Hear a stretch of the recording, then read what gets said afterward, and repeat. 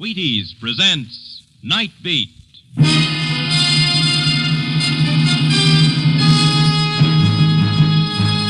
On stage tonight from Hollywood, Nightbeat, another in the Wheaties' big parade of exciting half-hour presentations. Nightbeat.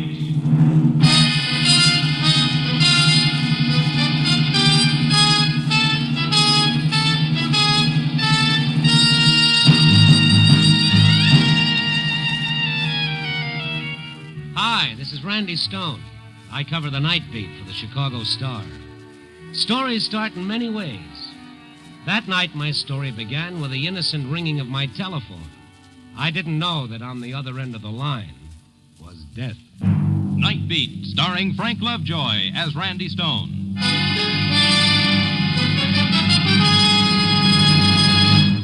It was my night off. I locked the door, pulled down the window shades of my $6-a-week ivory tower, and took the cork from a bottle of, Mother Jones' soothing stomach syrup, and reached for, you should pardon the expression, a book. Oh, what the heck, a lot of people read books. School children, for instance. Tonight, some other poor sucker was walking the Nightbeat, and as far as I was concerned, the whole world could take a walk. But as it turned out, the joke was on me. The world took a walk, all right into my snug little ivory tower. It began modestly enough with the ringing of my telephone. Yeah? Randy, this is Matt Kummel. Where have you been? Oh, look, Mr. Editor, I'm on my own time. I called every redhead in town. I called every bar and grill. I called the police station, the county hospital, the morgue. Where have you been? Well, you found me, Matt, at home. Oh, that's great. That's great. You'll never guess who's looking for you. Okay, I'll never guess. Mr. D. Stout's come to town. Edward de Stout, our distinguished publisher? That's right. Mm-hmm. And he wants to talk to you about that Nightbeat stint of yours. What about it? Well, he's got some ideas. Maybe he wants to expand it into a column. He's only going to be in town until tonight, so he wants you to phone him right away. Andover 23820. You got it? Yeah, what are we calling him this season? Father of the Waters, Star of Stars, or just plain Bill? Randy, call him right away. It sounded important. Okay. So long. Good evening, Mr. de Stout. Your humble servant, Mr. de Stout. Now drop dead, Mr. de Stout. Jerry's on that garage. Garage, is this, Andover 23820? No, this is 30829. You must have dialed wrong. Yeah, okay, I'm sorry. 2, 3, 8, 2, 0. Busy. Well, I'd have to try again in a couple of seconds, so I didn't even bother putting the receiver back on the hook. And from that little thing, it all began. I started thinking, isn't it funny how by just missing one number on the dial, instead of getting a millionaire publisher with ulcers, I got Jerry's all-night garage? What would have happened if I dialed 7 instead of 9? Then who would have answered the phone? It was a strange thought. Through this little dial, the whole city was at my fingertips. I remembered reading somewhere that there were 6 million telephone combinations on one dial. Then on the spur of the moment, I did a dumb thing.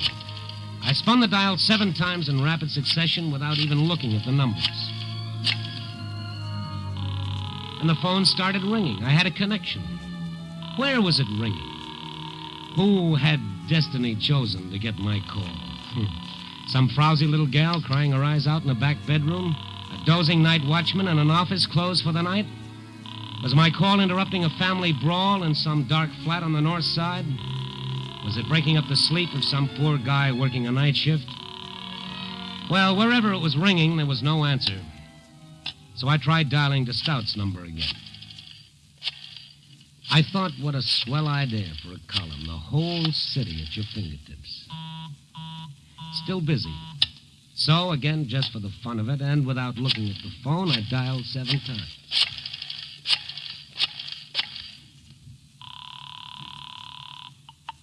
Fred, listen, darling, don't hang up again. Let me talk to you. Please, darling. Hey, what is this? What? Oh, I thought... What do you want? Oh, nothing. I must have dialed the wrong number. I'm sorry. Wait a minute. Don't hang up. Maybe you can help me. Help you? What is it? My life's in danger. Come again? I've got to have a doctor right away. Well, I'll call one for you. But I can't have any doctor. I've got to call one who would understand. One who wouldn't betray Fred. Then why don't you call Fred's doctor? I've called Dr. Bechtel. Bechtel? Yes, Russell Bechtel. He's Fred's doctor. But his nurse says he's out on a call and she doesn't know where to reach him.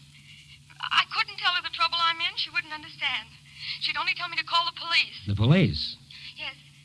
Fred's had one of his attacks. He's threatened to kill me again.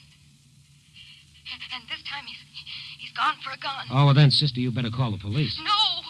They'd put Fred away for good, and I couldn't stand that. I'd rather be dead. I get it. You don't believe me? Oh, you catch on fast. Who put you up to it, honey? Sounds like the boys on the police beat. Listen, you've got to believe me. Does it say so in the Constitution? Look, I'm pretty busy. Please, you've got to. You've just got to. You've got to. Wait a minute. How could this be a gag? You didn't call me. I called you. I swear I'm telling you the truth. You've just got to believe me. It's my only chance. Keep talking. Look, I don't know who you are or how you happen to call this number, but if you don't help me, I'm finished. All Fred needs is a doctor, one we can depend on. Fred's been sick for a long time. When he gets these spells, he temporarily goes out of his mind.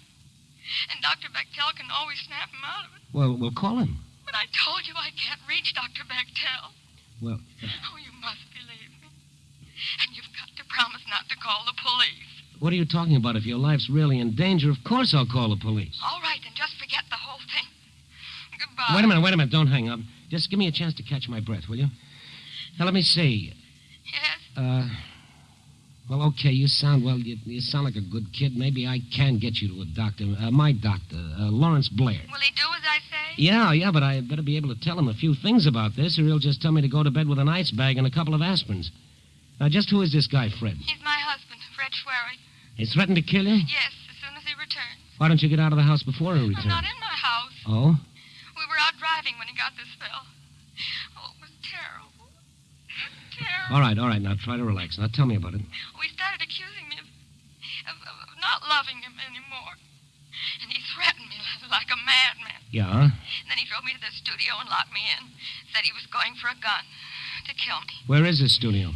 I'm not sure. I didn't watch closely.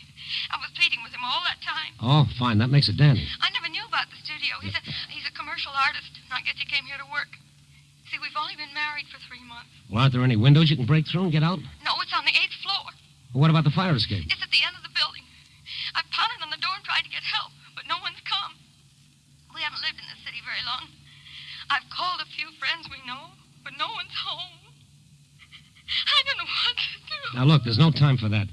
I'm going to get my doctor over to you. I got to know where you are. Now, you go and look out the window for any identifying landmarks that would help us find you. All right.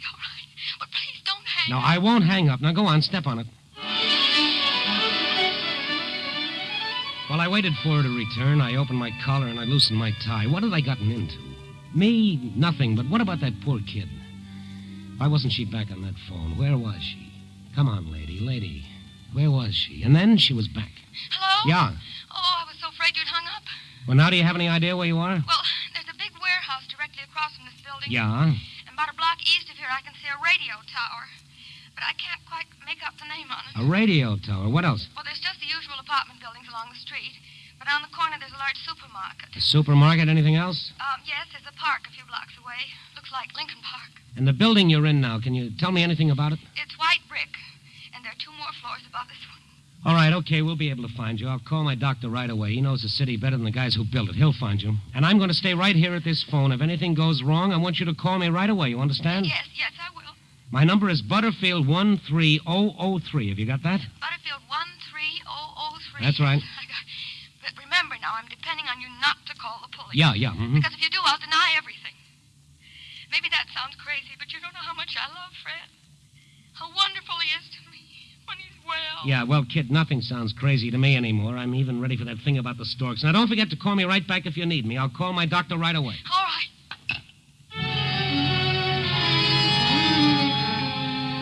When I hung up the phone, I was ready for a blood transfusion. I tried to light a cigarette, but the match shook so much you'd have thought I was signaling somebody. But then as I reached for the phone book to call my doctor, I started thinking again. I said, oh, Randy, it's too pat to be true. I couldn't help imagining that someplace a room full of practical jokers were doubled up in laughter over the way the girl had taken me in. But how could that be when I called her? Well, just the same, I'd better check. She said her doctor was Russell Bechtel. Before I call my doc, I'd call this fellow Bechtel just to make sure. I found his number in the book.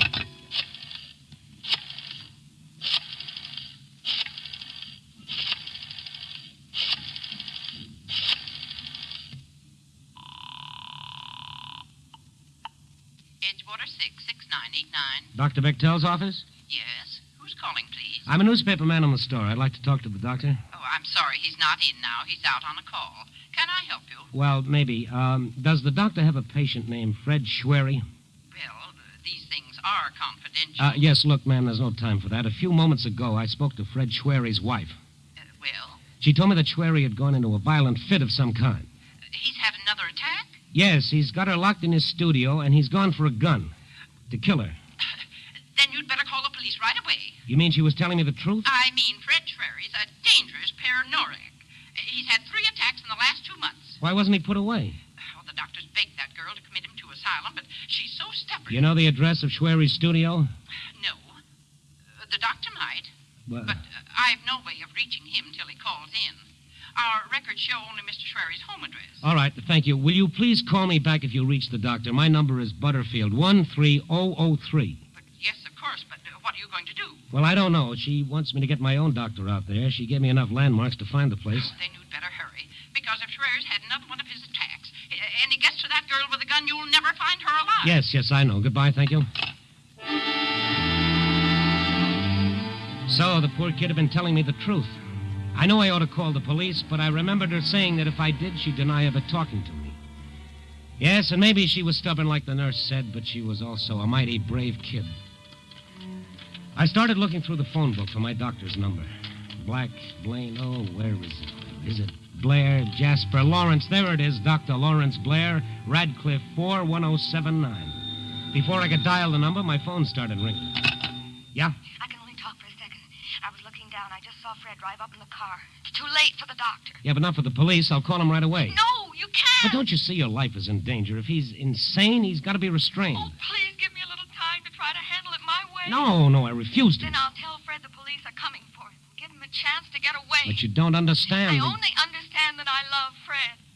Nothing else matters one bit. I've talked him out of these attacks before, and I'm going to try to do it again. All right. How much time do you want? Give me half an hour. No, 15 minutes. If you don't call back in 15 minutes, I'll know you're in trouble, and I'll have the police out there at once. 15 minutes. All right, now I've got to hang up. He's unlocking the door. Now remember, 15 minutes. Yes, I've got to hang up now.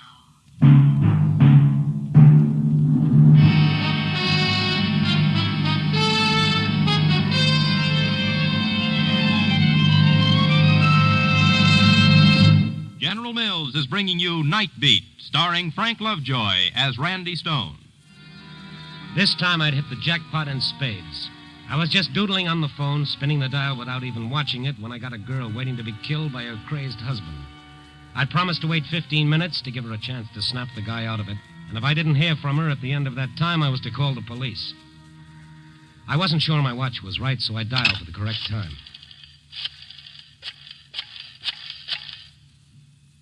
At the tone, the time will be 6:05. My watch was a couple of minutes slow. I reset it exactly. 6:05.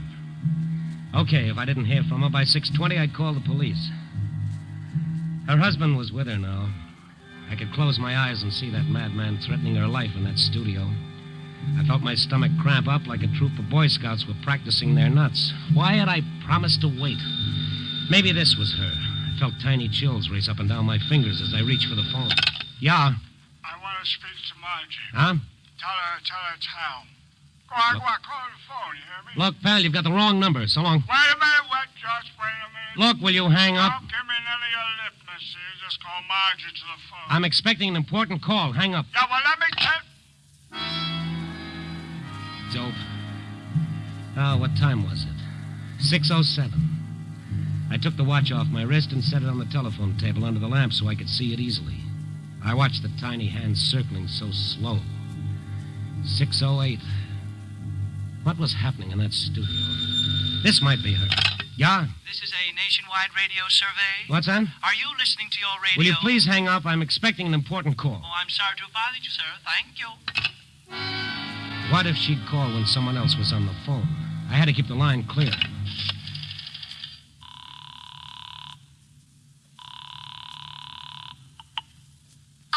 Operator, I'm expecting a very important call during the next 10 minutes, and I don't want to receive any other calls. Can you help me? Is the call you're expecting long distance, sir? No, it's local. It would be impossible to block out your line for local calls, sir, because then the call you're waiting for would be unable to come through. Oh, yes, I hadn't thought of that. Thank you. Bye.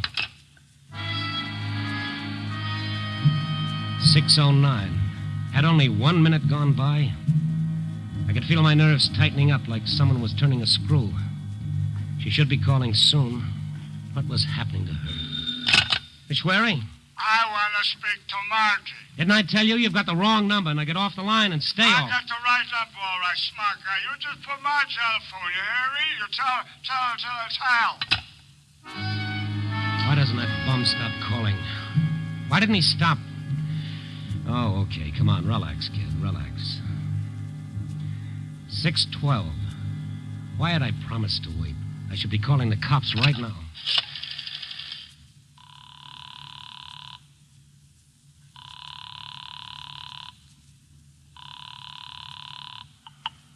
Operator? What do I dial for the police department? You dialed 211, sir. Or I can connect you. No, not yet. I was just wondering about it. Thank you. I promised her I'd wait. Maybe she could control the guy, but why wasn't she calling? 6:13. Time was passing so slow. Oh, if that's that drunk again. Who is it? Stone, what are you trying to do to me? Get me fired? Oh, Matt, it's you. Yeah, your boss and editor. Who are you expecting? Truth or consequences? Look, Matt, hang up, will you? I'm waiting for a call. Waiting for a call? Yeah. What's wrong with you, Randy? Didn't I tell you to call Mr. DeStout? He's waiting for your call, you crazy loon, and you know how our honored publisher likes to be kept waiting. Yeah, I haven't time to explain, Matt. Don't explain anything. Get on that phone and call Andover 23820. Now, that's an order. He just called and tore into me. He asked me if he was expected to phone you. He's pouting up there, Randy, feeling abused. And you know what happens when Mr. DeStout feels abused? Yes, all right. Hang up, Matt. You'll call him. Yes, right away. Hang up. Okay, and after you talk to him, call me back. Yeah. I looked at my watch, 6:17. There was just 3 minutes left to get her call. I couldn't phone to Stout now. What if she should phone when I was talking to someone else? What if she had only that one chance and all she got was a busy signal? No, I couldn't call now. Hello. Hello?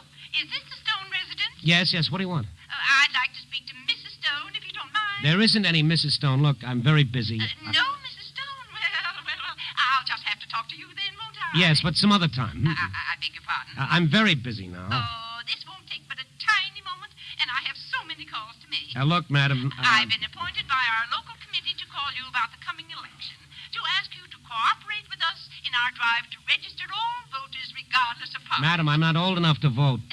But if we all vote, then don't you see we can do something? Look, I'm going to have to hang up. But for heaven's sake... Some other time. Yeah. Buddy, you better not hang up on me again. Will you stop calling this number? 6:19, and she hasn't called. I'm going to wait for 1 more minute to pass, and then I'm going to call the police. Hello. Randy Stone? Yes? I asked Matt Cummel to have you call me, Mr. Stone, but apparently you were unable to. This is Edward DeStout speaking. Oh, the big boss. Oh, no. What's that? Yes, Mr. DeStout. I was going to call you as soon as I had the time. As soon as you had the time? Well, I must say that's not exactly flattering, Stone. I rather imagine... Mr. DeStout, I'm expecting a very important phone call. There are people who think that a call from me is also rather important. Can I call you in 5 minutes? And what am I supposed to do? Just sit here waiting for your call like a lackey? I believe Cummel told you I was leaving tonight. But, Mr. DeStout... So we'll talk now, if you don't mind. Look, instead of talking about this on the phone, how about me taking a cab over to your place as soon as my call comes through? We could talk it over much easier. Oh, I think we can handle the matter over the phone very nicely. But we can't handle it over the phone. Don't you see? A girl's life is at stake, and you prattle on like we had all day. A girl's life at stake, is it? Yes. I've heard about your talents for invention, Mr. Stone, but I don't think I enjoy the idea of you practicing them on me. Look, DeStout, I'm afraid I'm going to have to do something else you won't enjoy. I'm afraid I'm going to have to hang up. I wouldn't do that. What time is it now? 6:21. It couldn't be. I couldn't have talked to him that long. Oh, hurry. At the tone, the time will be 6:21 and 1/2. 6:21 and 1/2. Well, I've kept my part of the bargain.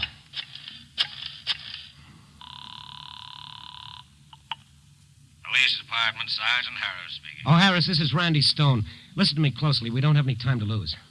What's up, kid? You better send out an all-points alarm on this. It's got to be fast. Hey, slow down. I can't understand you. Look, a while ago I spoke to a girl on the phone. She told me her life was in danger. She was locked in a studio and her husband was coming there to kill her. Easy now, easy. I gotta write this down. You got to move fast, and we're not going to make it. Go on. This husband of hers, he's insane. He became violent. How long ago did you talk this dame? 15 minutes ago. Why don't you call us right away? I'll tell you all about it later. We got to get to her. Okay. What's the address of this studio? I don't know her address. It's the first time I ever spoke to her. Hey, Stoney, you've been drinking. No, I'm telling you the truth. So how are we supposed to find her? Well, she gave me landmarks she saw from her window. She gave me enough so you guys can get right to her. All right. What are they? All right, now let me see. She said her window looks right out on the blank walls of a warehouse. Whose warehouse? Well, she didn't say. Oh, that's a big help. Next. Well, she could see the tower of a radio station about a block away. Could she make out the call letters of the station? No. That's no good. What else? What do you mean, no good? How many stations you got on your radio, Stone? What else? Well, there's a supermarket down the street, a big supermarket. Supermarkets are all over the place. Yeah, but this one's near Lincoln Park. What does that mean? The whole north side's near Lincoln Park. What else? Nothing else. You add all those things up, it's got to lead you somewhere. Yeah, we could find her all right in 3 or 4 hours. But that's no good. The fact she hasn't called back means she's in trouble. If you don't get there right away, it'll be too late. Hey, wait. What? Why, we're a couple of dubs. What do you mean? She call you, would you call her? I called her. Okay, we're in business. Huh? We'll have a squad car out to that studio in 3 minutes. I don't get it. You call her, don't you see? Yeah? All you got to do is give us her phone number, and through the phone company, we can trace down her address in 30 seconds. What number did you call? What number did I call? Come on, Stone, come on. We've got to move. But I don't know what number I called. I didn't even look at the dial. Come on, Stone, speak up. What number did you call? I don't know what number I called. You don't know? Don't you understand? I don't know. I'll never know. What? I was doodling with the phone, and she answered. Oh, well, I guess we'll just have to try to find her with the information you gave us. It's going to take a long time, but there's nothing else we can do, huh, Stone? Well, it's 6 million combinations on a dial. No, there's nothing else we can do.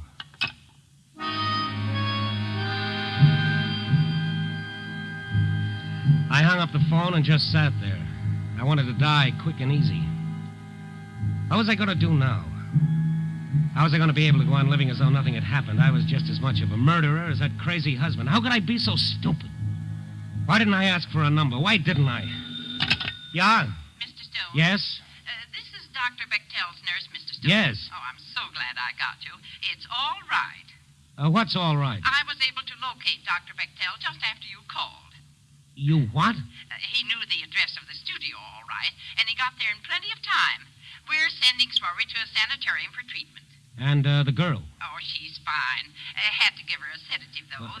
That's why she didn't call herself.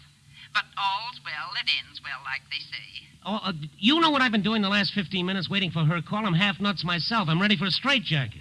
But, Mr. Stone... Why didn't you call me right away? But, Mr. Stone, I've been trying. Your line's been busy.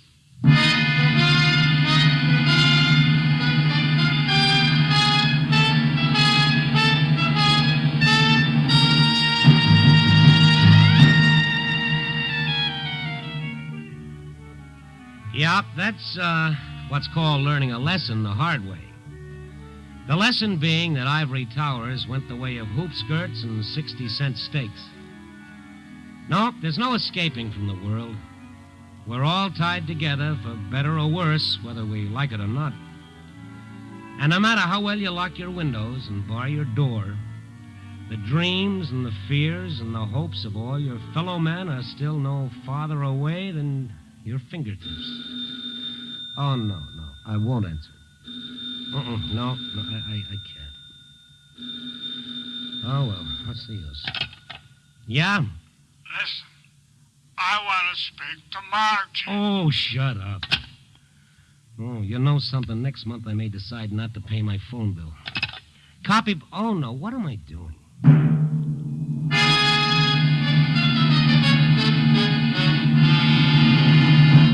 You're listening to Nightbeat, on the Wheaties Big Parade. Oh, Frank Lovejoy. Yeah. How do you like that slogan we've got for Wheaties? Oh, you mean that one about 7 and 11? Yeah, you know. See how Wheaties at 7 can help at 11. Well, I think it's swell. How'd you happen to think of it? Well, can you keep a secret? Oh, Silent Frank, they call me. Shoot. Well, the other morning I missed my Wheaties. Imagine.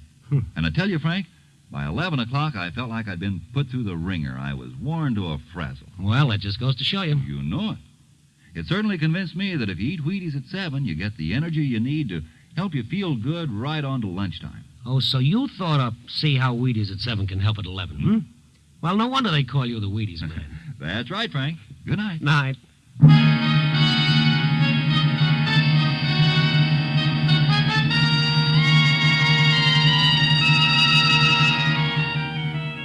Nightbeat, starring Frank Lovejoy, is produced and directed by Warren Lewis and written by Larry Marcus with music by Frank Worth. The part of the girl was played by Lorene Tuttle. Others in tonight's cast were Catherine Card, Barbara Dupar, Bill Lally, Peter Leeds, and Jay Novello. Frank Lovejoy will next be seen in Milton Sperling's production Three Secrets, released by Warner Brothers.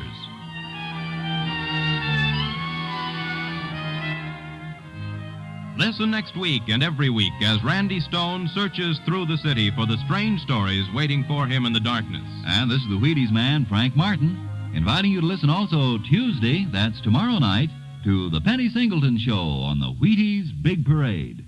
See you then.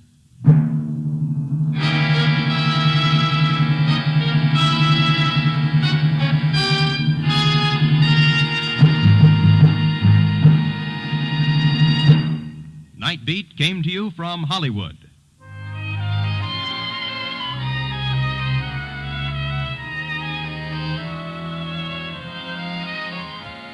Now you can hear the first piano quartet on NBC.